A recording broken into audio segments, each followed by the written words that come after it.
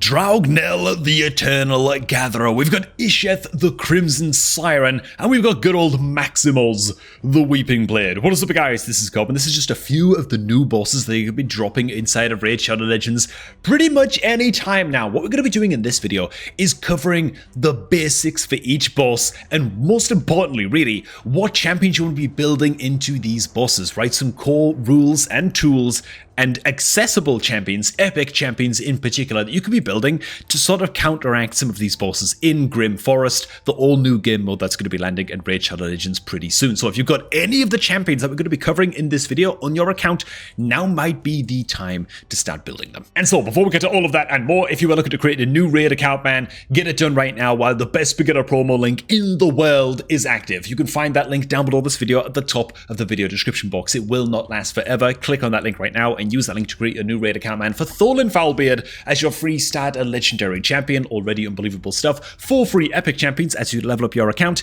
And of course, right now, for a limited time, Xenomorph is the login reward legendary champion. That's only going to last until early January, so this thing is very, very time limited. Make sure that you get that promo link used right now, man, and secure a juicy, succulent triple legendary start on your Raid account, man, before it all expires. Now, first bosses first, Draugnell the Eternal Gatherer. I will say I'm no crazy Raid professional over here. I've been playing the game for a couple years, and I'm kind of reacting to these guys' kits as I read through them for this video. And so it's going to be a lot of spitballing. It's going to be a lot of theory crafting. It's going to be a lot of champion suggestions that you could build into these bosses, but I'm liable to miss things. Feel free to play along in the comments and give a shout out for any champions that you feel could be particularly good into any of these bosses. To give a TLDR of what Draugnell is all about, honestly, I'm thinking any champion that brings HP burn and that brings block debuffs buff is going to be exceptionally powerful into this guy. 2 tools. That's it. The rest of the team, as long as it's like decently balanced with increased speed buffs and a bit of healing and some decent damage on the team and stuff like that, as long as you're bringing HP burn and block debuffs, I think you're going to be okay, right? Draugnell on his A1, it's an attack all enemies that places a provoke debuff for 2 turns. Can't be getting clipped by this, right? You got to be placing some kind of block debuffs or having like a Doom Priest on the team that can cleanse this. He also brings along decreased attack as well as decreased defense on attack all enemies on his A2. And then it brings in AoE freeze as well that also steals 10 meter from enemies that get freeze. And even on his passive, whenever Draugnell is attacked, he has a chance of placing a freeze debuff on the attack of a 110 and massively decrease the speed of enemies under freeze debuffs. And so for me, block debuffs buff champions are going to be the most important tool to bring along in this fight. Just maintaining he doesn't have any way of stripping buffs off of your team, right? So as long as you can bring along a champion like, again, I'm going to be covering mostly epic and budget option champions. In this, if you could bring a legendary version champion that's bringing block debuffs, you're laughing, right? You're going to have a great time, but Sepulchre Sentinel might be a great option into this fight. Increased defense, block debuff buff. It is on a 4-turn cooldown, so you might want to combine a Sepulchre Sentinel with some debuff cleanse, namely on something like a Doom Priest. To be honest, if you start a new account using my beginner promo link that's down below this video at the top of the description box, and then input beginner promo code Desert Queen on day 1 of your new account, you'll also start off your account with Tuhanarak, and she brings an incredible passive as well, very similar to Doom Priest, removing 1 random debuff from all allies at the start of each turn. Also removes 2 random debuffs instead for allies that are under continuous heal buffs, and so they're kind of like consistent debuff cleanser. If it's a debuff cleanse on the champion's passive skill, then they don't care if they get provoked or frozen themselves. They're still going to go on cleansing anyway because it's a passive cleanse, but I think that by and large you're still going to be just looking for block debuffs buff champions. Again, Sepulchre Sentinel is a great option for that. Yuzan the Marooned is another fairly new-ish epic champion added to the game as well. He's also great for this, removing a random debuff from all allies, as well as healing all allies, as well as placing block debuffs for 2 turns on a 4-turn cooldown as well. So those are your epic champion options. There are a few others that I'm not going to touch on, but yeah, a block debuffs champion against this boss in particular feels like it's going to be a big deal, but also against Draugnell, why the HP burn, right? Because you might think to yourself, well, if you read through these skills and these tooltips a little bit, you'll see HP burn debuffs are not very effective in terms of damage against most of these bosses. Most of them have the flame-proof passive. In fact, maybe all of them do, but at least most of them do. Damage from HP burns cannot exceed more than 1% of the boss's max HP, which is not very good. However, if we scroll up a little bit to one of his other passives, Living Reliquary, Draugnell the Eternal and its allies are immune to ignore defense, reflects 50% of the damage Draugnell receives back to the attacker. huge problem. If Draugnell is under an HP burn debuff, it will not reflect any damage. And so bringing along an HP burn debuff are just going to help you live and not reflect stupid amounts of damage back onto your guys. And so for me, again, block debuffs buff and an HP burn debuff against Draugnell, you should be good. Next up, that brings us down to Isheth the Crimson Siren. Force Affinity boss this time, so that might actually come into play. Magic Affinity champions might not be so good against Isheth. And what is Isheth all about? She's all about spamming a crap load of continuous heal buffs on herself and all of allies, right? Ridiculous amounts of continuous heal buffs all up and on herself. And most crucially, the damage inflicted by Isheth also increases by 5% for each buff she is currently under. Whenever a continuous heal buff activates on any ally, you also boost her turn meter by 5% and increase her max HP by 5%, stacking up to 100%. Now is also a good time to mention as well that most of the bosses in Grim Forest are going to be immune to decreased speed and immune to turn meter reduction effects. Most of them, but not all of them. There is one boss where it's going to be effective, but decreased speed is just not a very important tool to bring in against most bosses in the Grim Forest. So Isheth. Very, very simple. Bring a block buffs champion. That's really all that's the only key tool that I can really see to bring into Isheth. It's not the only thing we're going to be covering, but I will say that yeah, if you can bring along, why am I in the Skinwalkers, man? If you could just bring along a bloody Uugo, you're going to have a great time.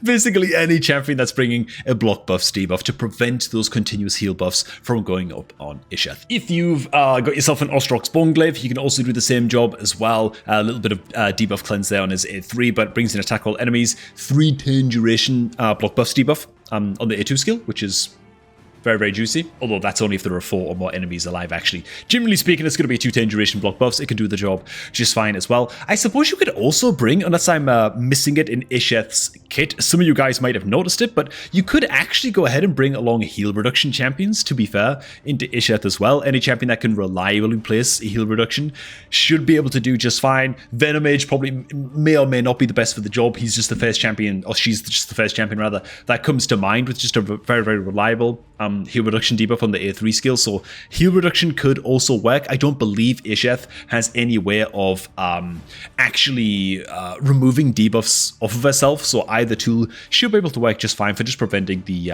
incoming heals. Besides that, a well-balanced team, and you should be able to take out Isheth without too many issues. Now, another thing I will mention as well is that Isheth is the only new boss being added in Grim Forest where max HP damage is actually pretty damn effective, right? If you look at most of the other bosses, like this is back up to the first boss's skills with Awakened Weakness right here. Oh no, Almighty Strength, excuse me. Damage from skills that scale based on enemy max HP kind of exceed 5% of the boss's max HP when attacking the boss. Isheth does not have that almighty passive, as you can see. So she's actually vulnerable to max HP damage from your Newts of the world, from your Royal Guards, from your Husks, that kind of thing. So max HP damage is not really a must to bring along against any of the bosses, but it could be effective to bring along against Isheth. Does that mean you should be drafting a max HP damage in your deck for Grim Forest? Which, if you have no idea what I'm talking about with creating decks for Grim Forest, don't worry. Once the game mode releases, I'll be able to make videos on that as well.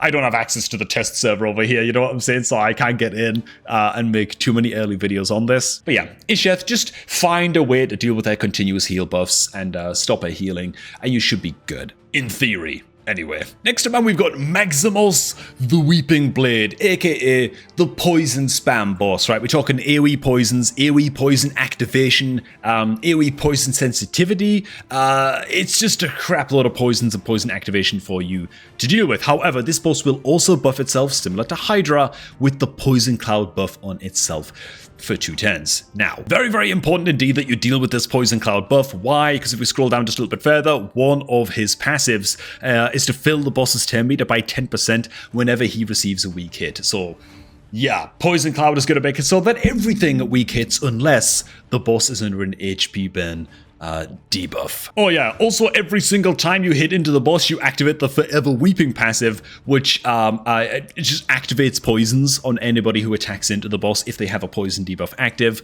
and enemies under poison debuffs receive 100% more damage from poison debuffs as well, so just a crap load of poison damage. As far as I can tell, and this is just my opinion, again, like I'm just sort of spitballing ideas here, seems to me like you just need a crap load of cleanse. Like, I don't know what to tell you, man. Any champ, like, I would try and have multiple cleanse champions on the team if I could going into this. We're talking about the likes of, for example, the Dwarf faction right here. I'm trying to stick to epic champions and easier champions to collect. You might have yourself a Runekeeper Dazdirk, remove all debuffs from all allies on a 4-turn cooldown, then heals all allies by a bunch of this champion's max HP, and plays a continuous heal buff 2 turns on allies that have a debuff removed. This kind of champion could help you get an edge and just keep your team clean of poisons as much as you possibly can against Maximoz. Could do fine. A really, really cool champion that doesn't get spotlighted enough that you could look to start building to prepare to go into Maximoz could actually be, where is he? Where is he, man? There he is. Good old Both the Rancid. This is a solid little champ, man. He brings a little bit of cleanse action. On his A3, remove 2 random debuffs from all allies and heals them for a portion of the max HP. On a 3-turn cooldown, it's actually pretty good. Also, you can, like, if this isn't enough cleansing and enough healing, you just build him in a bloody reflex set and manual the fight and just disable him from using his A2 skill, so he just spams out this A3 cleanse and heal as much as bloody well possible. But even if he fails to cleanse enough poisons, his passive is still really, really good. Decreases the damage all allies receive from poison debuffs by 50%, which is like most of the damage that this boss is dealing out. He can just flat cut the boss's damage in half in some sense, and so Both the Rancid could be very, very excellent into Maximoz as well. But besides that, really just multiple champions on the team, ideally like a couple of champions that are running those cleanse mechanics, have some way of cleansing debuffs. They're going to do just fine here. Doom Priest could be another one, heals all allies and removes 1 random debuff from them at the start of this champion's turn. Get her in a Relentless set, build that nice and fast, get her in alongside of Both the Rancid. It might be enough to get you through against this boss. Again, it's all just theory crafting because they don't have test server access, so, you know. Now, as for dealing for the bosses, with the boss's Poison Cloud buff, what you cannot do against this boss is just run any old HP burner, right? We can't just, for example, drop into, oh, I don't know, like the Ogren tribes and pick up the Skrank. The Skrank is not going to work. Why is the Skrank not going to work, right? Because the Skrank attacks all enemies and then has a chance of placing HP burn debuff. That's a problem. Because if you're attacking all enemies, it means that you can weak hit into the boss, which Skrank is going to do if the boss has a Poison Cloud buff on itself. He's just going to weak hit. He's going to fail to land the HP burn. And you might think to yourself, oh, but that's not a problem. If Skrank lands the HP burn, then the Poison Cloud buff goes up on the boss. You've still got up the HP burn buff, except for the fact that, remember, and it was like, oh, it was like a huge facepalm moment for me when I first reread this skill, removes all debuffs from Maximoz, the Weeping Blade, and then place the Poison Cloud buff on himself for 2 turns. This means that he's going to clear any HP burn buffs off of himself, debuffs off of himself before placing the Poison Cloud buff, and then if you got an attack in HP burner like a Skrank, you're gonna fail to land the HP burn, right? And so what you need is an HP burn, a champion that doesn't attack in when placing the HP burn. They just place the debuff. And that way they can't weak hit with the skill, right? For example, Mordecai. Mordecai could be a decent option here. He has a chance of placing HP burn debuff on all enemies for 2 turns. He doesn't attack in and try and place the burn, so he's got no risk of weak hitting. He simply places the burn and should be able to place the burn through the Poison Cloud debuff. So Mordecai is the best possible option. Here he is again, but it's going to be the Geomancer. Geomancer is also going to place the burn and place a weakened debuff for 3 turns on his A3 and just maintain that debuff against the boss and make it so that your team aren't weak hitting for the rest of the fight into the Poison Cloud debuff. Into the Poison Cloud buff that goes up on Maximoz. And so, yeah, an HP burner champion that simply places the burn is going to be crucial going into this guy. And so basically spam cleanse and HP burn going into Maximoz. What have we got next? Oh god, it's good old Tauraze the Bestial Flame, who we're getting slightly more difficult with this boss. So what is Tauraze all about? Well, he spams the crap out of HP burns on your team and HP burn activation. He can also place a block active skills alongside HP burn on his A2 here, which is pretty devastating. And what's worse is, oh god, he also buffs himself with counter attack and shield, by the way, which is bloody terrifying as well, because the shield is massive and a protected buff. And so you've got to be very, very careful of him getting these buffs up. You're going to have to find a way to deal with these. But the HP burns and the block active skills are particularly gnarly, because you might think to yourself, okay, maybe you just build a team that's kind of similar to going into Eternal Dragon, where you just build a lot of powerful A1 champions and you just tolerate the burns and you tolerate the block active skills. Well, the problem is that if you let the burns sit, then whenever Tauraze is attacked by an enemy under HP burn, it extends the duration of that HP burn debuff by 1 turn per each hit received. So, you know, that's one penalty right there for letting the HP burn debuff sit.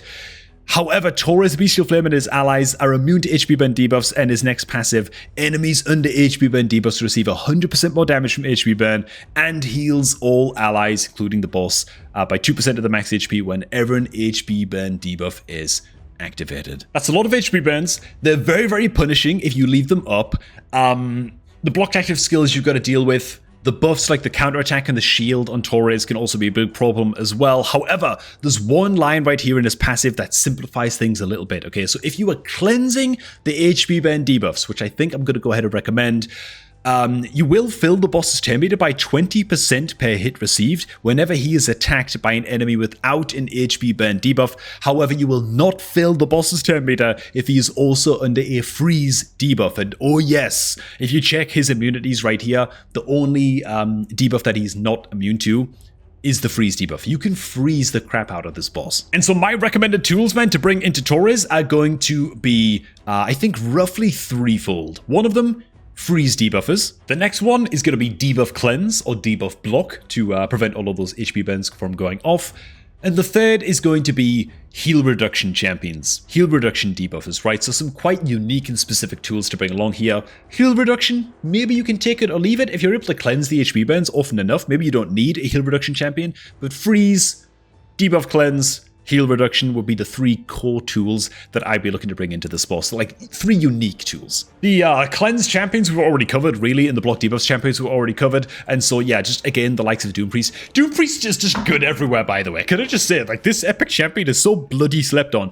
I could mention it for almost every single boss in Grim Forest. If you have a Doom Priest on your account and you're still relatively early game and you're lacking debuff cleansers, my goodness, build this champion and get her moving faster in a relentless set. You're probably going to find uses for her in more areas of the game than you think, man. She's a great starter champion into most of the clan bosses. She's going to be great into most of these Grim Forest bosses. Doom Priest is bloody excellent. When it comes to freeze champions, my absolute favorite is always good old Kradan the Blue. Love this guy. Brings a triple hit A1 with chance of placing freeze on each hit. Great stuff. Brings a pretty high land rate freeze at a 65% clip. Double hitter. Chance of placing freeze on a 3-turn cooldown on his A2 skill as well, and he also handles increased speed buff and 10 meter fill, and so Kradan is bloody great, but honestly, any of the hard mode Fire Knight freeze champions, as far as budget options go, are going to be very, very good. Neldor is going to be very, very solid as well, though his freeze is only on his A1 skill, so you're going to be a little bit nervy of that. He might actually fail to land at sometimes, even if it is a triple hitter and a 40% chance on each hit. As for additional budget option freezes, you could also look to build up your Yakal. If you haven't got Yakal yet on your account, I highly recommend that you grab him, as he brings a 100% land rate freeze on his A2. This could be crucially good into this boss, and in fact, every single one of his skills has some chance or other, some higher than others, of placing freeze, and so Yakal could be a great damage dealer and freeze debuffer champion to take into Tauraze. As for heal reduction champions, you know, you're doing a champion that's going to be very, very reliable with this skill and actually doesn't care that much if they get block active skills did, you know what I'm saying? Just in case the block active skills actually goes off, it's really, really useful if you've got a heal reduction champion with the heal reduction on their A1, and dude, Berdal Fellhammer might be one of the better A1 heal reduction champions in this game. With a double hitter A1, right, each hit with a 60% chance of placing heal reduction for 2 turns. It's really, really good. And this is not a champion that I often sing the praises of, and so it's lovely to see this guy potentially getting some time in the sun, you know, against Tauraze, man, against this new Grim Forest boss. Beardal Fellhammer could actually be the man. He also just plays decreased defense as well if the target's under heal reduction, so that's also solid. He's bringing some extra utility to the fight. Also, his passive places a counterattack buff on this champion for 1 turn at the start of each round, and places a counterattack buff on this champion for 1 turn at the end of their turn. So he's just got like permanent counterattack, so he's spamming this A1, and it's very, very good heal reduction debuff uptime against a boss like this, against Tauraze, who's going to be healing a lot if those HP burn debuffs even get a few ticks here and there, you know? And I gotta say, I'm very, very curious for the comments on this video, just to see like any tools or ideas that you guys feel like I've been missing as well, any creative juices that you got flowing for teams that you could build. Very, very curious to read those, you know what I'm saying? Again, this is me just kind of reacting in real time to these and just kind of spitballing some ideas, man, which is all we can really do right now. As for Leshun, the Entangled one, the final boss of the Grim Forest, what tools do you want to bring into this guy? Well, first of all, he brings some very, very devastating mechanics and new tools that we've never seen before inside of Raid. We're going to break these down in like 30 seconds, man. Entangle, okay? He's going to have Entangle active on at least one champion on your team pretty much for the entire fight. That's a big problem. And so he actually places the Entangle on his Thorn Prison skill. If there are no, it's an attack all enemies, decrease each target's 10 meter that's under Entangle by 30%. In fact, just decreases everybody's 10 meter by 30%. If there are no enemies under an Entangle debuff, attacks the enemy with the highest speed, places a protected Entangle debuff. Cannot remove this thing no matter what by any means. This debuff cannot be evaded, redirected, resisted. It will also pierce through Stone Skid, right? There is no way to avoid this Entangle debuff. What does it do? What does the Entangle debuff actually do? I'm gonna tell you, right? The Entangle debuff prevents all forms of passive 10 meter gain for the champion that is entangled. Their 10 meter is effectively frozen, right? They're just locked in place. The only way to get an Entangle debuff off of a champion on your team is to increase their 10 meter to 100%. And so you're relying on other champions on your team to give 10 meter boost effects to the Entangled champion and break them out of that Entangle debuff. And you might think, well, maybe I could just leave them in the Entangle debuff. What's the big deal? I never liked you anyway, Arbiter, you know, and you just leave her in the Entangle debuff. That's a really, really bad idea as well because of, wait a minute, where is it? Where is it? There it is, man. Parasitic growth, okay? True fear, blah, blah, blah. At the start of Leshun's turn, deals damage to all enemies under Entangle. The damage is dealt as equal to 20% of the target's max HP. Also destroys each Entangled target's max HP by 20% of the damage dealt. They're on a 5-turn timer. If the boss gets 5 turns, that champion is gone. Their max HP is completely destroyed. There is no healing them to keep them alive. They're just out of the game. Also got another key passive here that bears mentioning as well, the Elder Tree passive. Decrease all incoming damage against the boss if it's not under HP burn. You have to burn the tree. This is the tree boss after all, right? Especially weak to HP burn. Or not weak to HP burn, but HP burn just basically disables this passive. It also has a 30% chance to change an incoming crit into a weak hit if Leshun is not burning as well. The 10 meter fill effects are 30% more effective on enemies that are under Entangle debuff if the boss is under HP burn, right? So you gotta, man, you have to bring HP burn. Okay, what tools do you want to bring into this boss? Number one is, again, going to be an HP burn debuff. It's just a must to deal with that passive, to do real damage against the boss, and to break your teammates out of Entangle. Next, 10 meter boosters. You gotta bring, like, I'd say at least 2, if not 3 10 meter booster champions. This is a 10 meter race against this boss. Another tool that you want to bring, decrease speed debuff. It works against this boss. It's the only boss in Grim Forest where decrease speed debuff works. You can also decrease the boss's 10 meter, but it's only 50% effective. That's another passive further down that I didn't read. But decrease speed debuff and 10 meter decrease effects are functional against Leshun. Okay, very, very bloody important that you bring these, because again, you've got to be moving faster than the boss. You have to break your teammates out of that Entangle debuff as soon as bloody possible. So the faster your team is running, the better, right? Increase speed buffs. That's another tool you want to bring, and ideally an increased speed or a team leader to bring into the team as well. Gotta be moving quick against this nerd. Did I mention HP burn? If I didn't, HP burn. Another thing I didn't actually mention right here, I just kind of skimmed over, but the boss's A1 attacks all enemies and has a chance of placing True Fear debuff on all enemies that do not have the Entangle debuff. So you are going to need some debuff cleanse as well, and some block debuffs action and a way to deal with that True Fear. Otherwise, your Entangle champion is not going to get the 10 meter boost that they need to bust out of that Entangle. Best damage dealer champion in the game on a budget-ish option to bring into Leshun for me is therefore going to be Inquisitor Shamail. Forget about the True Fear debuffs. Inquisitor Shamail has got it handled. In fact, Inquisitor Shamail might be an absolutely busted cheat code champion into Leshun, into this final boss. Why? Each crit fills the champion's 10 meter, blah blah blah. Whenever an ally receives a fear or true fear debuff from an enemy, this skill instantly removes the debuff and fills the team leader's 10 meter by 15%. And remember, you want your speed or lead champion to be your team leader in this fight. If that champion is also the fastest champion on your team, like your Elva or whatever the hell this champion's gonna be, that's the champion that's gonna get entangled. Meaning Inquisitor Shamail is going to spam 10 meter boost onto the entangled champion. That's a huge deal, as well as doing decent damage, as well as taking care of the true fears. Oh, Inquisitor Shamail is going to be great into this boss as far as I can see. Again, like I might make some mistakes in this video, but as far as I can see, Inquisitor Shamail is looking like the man into Leshun. If you don't have a Shamail, Doom Priest once again to the rescue for debuff cleanse. And I just realized I wasn't even showing her on screen right now, but you do have to be a bit careful about running block debuffs buff champions as on the A2 or A3 skill or whatever on Leshun. He does actually remove all buffs from your entire team. On a 4-turn cooldown. And so if you're going to use a block debuffs buff champion to deal with the true fears coming out from the A1 skill, you're going to have to manual the fight anyway, you know what I'm saying? But make sure that you're just timing the use of that block debuff skill just right. It might not be quite as reliable as just having a cleanser like a Doom Priest. When it comes to champions for boosting your team's 10 meter, another great champion that you can consider bringing along and working into the team in some way, shape or form is going to be Lamassu.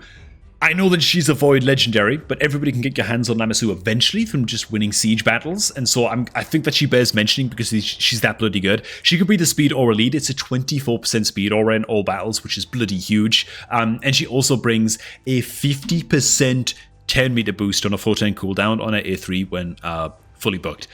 Which is great. Like, this is amazing. And also, if you've got the boss in her and HB burn debuff, then this 10 meter fill is 30% more effective. She's almost single-handedly going to 10 meter boost somebody out of the Entangle buff with this A3, you know. So I think that she's bloody excellent. She does also bring decreased attack on the A1 as well as a decreased speed debuff on the A2 as well, which is another great skill to bring against the boss also. So honestly, if you got Authoritatrix Lamassu and you haven't built her up yet, now is the time. Get her prepared for taking on Leshun in Grim Forest. Besides that, basically any 10 meter booster can do. A champion I'm going to shout out here that's very, very experimental. Wait a minute, where is he? What even is Grunch? Is he an ogre? I think he is. Grunch? I'm going to go ahead and make a note of this guy. Not a very good champion. Not a champion I've ever felt like I've wanted to build ever, really. But what he does bring is a passive that alongside other bomb... Like, if you were to build a very, very bomb-heavy team, Grunch's passive for 10 meter boost could be bloody good, you know. Like, it could actually be great into this fight. I can't believe I'm recommending Grunch in a video, but fills the 10 meter of all allies by 10% whenever a bomb debuff detonates on an enemy. Like, that could be great if you're running Grunch alongside another bomb spam champion like a Nishak or something into Leshun. Who the hell knows? Who the hell knows, man? It's more of like a troll suggestion than anything, but maybe there's some potential in it. Maybe I'm just being crazy as hell, but there you go. And as for the HP burners, Geomancer could again be quite solid here. Geomancer, I expect, would do just fine. However, you could also go into the Orcs and look to pick up a old Hermit Yorg, who has a chance of blessing HP burn on his A1. Could be fine, could be enough into Leshun if you're a bit more pushed for options. Again, if you're more of an early game player, you don't have many good HP burners. You could bring along Old Hermit Yorg because he also brings 10 meter boost as well on a 3-turn cooldown on his A2. So he brings a little bit of both tools that you're looking for, right? 10 meter fill and the burn against the final boss.